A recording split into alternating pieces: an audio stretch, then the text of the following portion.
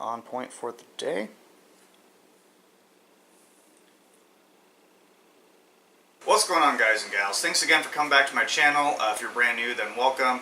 I want to talk today about a topic that I feel like is a little bit, people get confused about. There's a lot of either misinformation or things have just been kind of convoluted over time, or sometimes just people aren't quite sure. That is the topic of protein when it comes to a ketogenic diet. So if you've done your research or if you've been doing keto for a while, then you probably know that typical ketosis, you're going to have high fat, moderate protein, and very low carbohydrates. Carbohydrates, of course, not coming from any type of grain sources. Most of your carbs are just going to be coming from leafy green vegetables, avocados, things of that nature. So the protein is the one that I feel gets thrown under the bus the most, because most people are like, okay, I know I need to have high fats, and I know that I need to keep my carbs under usually like 20-25 grams a day, and then protein is kind of that, I'm not really 100% sure. I see a lot people say, if you're doing a ketogenic diet, that you need to have pretty low protein. So they usually have like 80% of their daily calories coming from fat. That's not necessarily a bad thing, but we have to look at it as to what type of ketogenic diet are you doing.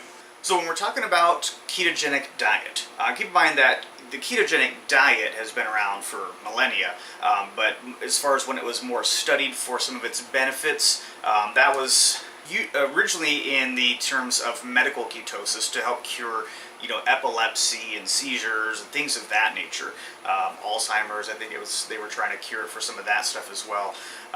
But with medical ketosis, then yes, that you were typically needing to be in a constant elevated ketone level to the point where you had much more fats and pretty low protein and almost non-existent carbohydrates. That is a very specific diet, and if you're doing the ketogenic diet for actual medical reasons that are typically more neurological, then that's where you want to be. You want to have the pretty low protein level. Now, if you're doing the ketogenic diet in terms of weight loss or muscle building or a combination of both, then your protein's going to be a little bit higher than that. Now, not crazy high.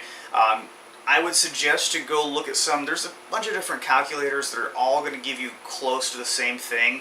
I'm not sure how each individual website has come up with their own calculations, but to look at a calculator, because guys, I've said this over and over and over, we're all different, right?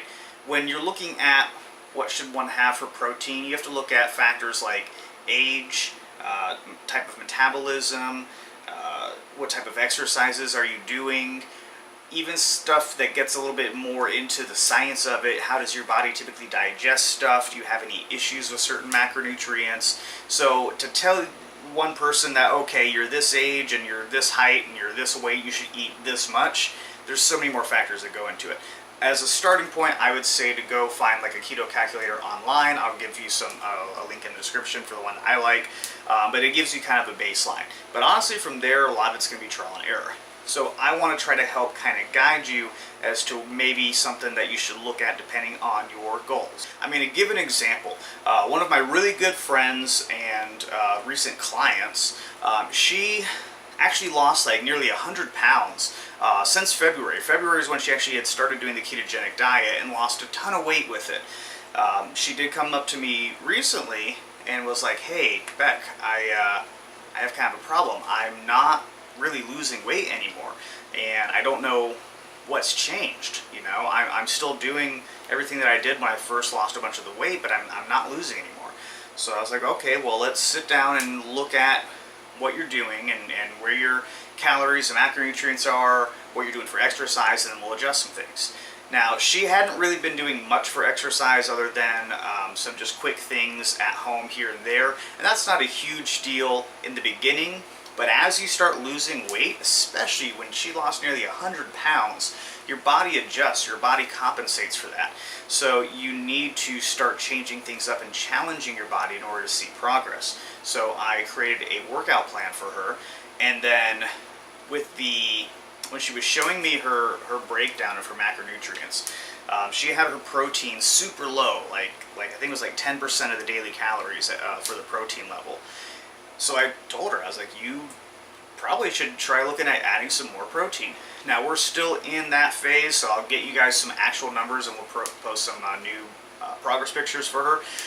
But if you're stalling, and if your main goal is weight loss and you're stalling and you have your fats super high and your protein pretty dang low, play with those numbers a little bit. Bump up the protein a little bit, especially if you're exercising. If you are doing any kind of bodybuilding, if you're doing resistance training, if you're doing CrossFit, hell, even if you're doing Zumba, you're going to need a little bit more protein because you're actively using that. Now we talk about the types of proteins. So obviously on a ketogenic diet, if you're not doing a vegan version, then you're going to have multiple sources. A lot of people, when they first start getting into keto, they say, I need to eat just a bunch of fatty meat because I have to have higher fat levels. So they'll eat primarily red meats. To be overall healthy, again, especially if the goal is weight loss, then we need to have a variety of protein sources. So if you want to have the majority of what you get is going to be from the fatty meats, so you have your ground beef, you have some bacon, please do not go crazy on the bacon. If you're stalling and having issues, I can tell you, you might need to cut down just a little bit on the bacon. I have bacon almost every single day, but I do keep it to maybe about 4 slices a day, to be honest. Have some of the red meat, and then also add in poultry, add in fish, because each one of those types of meat are going to provide different nutrients and different benefits that the others can't, that it's better to have that overall mix. I also would recommend maybe looking into getting like a fish oil pill, just to kind of help if you're not really super into eating any kind of seafood, but the natural acids that we can get from that, definitely a huge help, especially if you're exercising, which you should be. Now, another argument that I hear a lot of people say is that they don't want to have too high of protein because they're afraid that if it doesn't get used up, that it will get stored as fat. And guys, there's a process that our body naturally does called gluconeogenesis, in which if it does have excess of one thing, it'll convert that into energy essentially because it doesn't have enough glucose. Gluconeogenesis doesn't happen super often unless the conditions are just right, but if you're fasting or sometimes just in a ketogenic diet, it'll happen a little bit more readily. Now, gluconeogenesis, people who know the term usually think of it as, oh, that's eating my muscles, so I'm gonna lose all my gains, and that's not really how that works. Gluconeogenesis is only going to create enough glucose that it needs to fuel the body. So the first thing it's going to attack, if it doesn't have enough glucose from like carbohydrate sources, is going to be amino acids. I say the word attack, I should use the word use. It's not a bad thing, guys. You would have to be in a severe catabolic state before gluconeogenesis is going to be anything that's actually going to eat your muscles and leave you emaciated. So if you're asking yourself, well then, how many grams of protein should I be eating per day? Again, a lot of that's going to be trial and error, and a lot of it's going to be so specific to you. You have a couple different options. You can use one of those keto calculators. Again, I'll put a link in the description. Check that out, kind of get a ballpark idea. If it's still confusing and you need a little bit more information, here's my email. Drop me a message. We'll work out a plan together. That'll work on that. But a lot of it, guys and gals, is going to be trial and error. A lot of it is going to... I had to start adjusting when I would see that I would stall, where I needed to add more, take away more, etc. Once I started getting more into weightlifting, powerlifting, and things of that nature, I noticed that I had to bump up my calories a little bit more, and then thus everything kind of followed.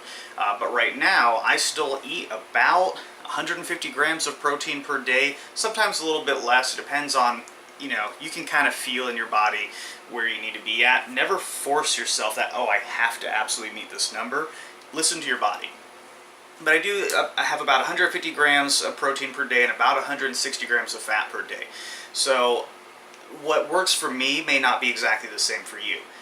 Again, a lot of it's trial and error. If you haven't figured out a calculation, or if you're using a particular calculation already and you're not seeing the progress you want, look at your macronutrients. Is your protein really high? Because if it is really high, you might want to lower that. Vice versa, if you're stalling or you're not seeing any progress and your protein is super low, you might want to try bumping that up a little bit. Make sure you're adjusting accordingly so that your calories and everything are obviously matching as well. So before I end this video, I just want to recap, because we went over a lot of information and sometimes I ramble. If your goal is medical ketosis and you're fixing a neurological issue or fighting cancer, then number one, listen to your doctor. But I would also say that's where you're going to have much higher fat, pretty low protein, and almost non-existent carbohydrates. If your goal is health, overall health, you're probably going to have pretty moderate to higher protein. If your goal is weight loss, you should be exercising, which means that you're going to need pretty moderate protein. If you're doing ketosis and you're already pretty fit, you just want to do keto because you know that it provides better brain function or whatever the case may be. If you're already a person that is pretty lean, then you can probably get away with having a higher protein amount than somebody who is trying to lose the weight, and then obviously versus somebody who's doing it for medical reasons. Guys and gals, if you do have any questions, please don't hesitate to ask me, email me, message me, Instagram me, etc. And then these shirts just recently came out with here. It says Fueled by Keto, Driven by Passion. I have more designs coming out soon. Again, or also I'll put a link in the description for that. This is for my Decimate clothing. So guys, as always, initiate, dedicate, decimate.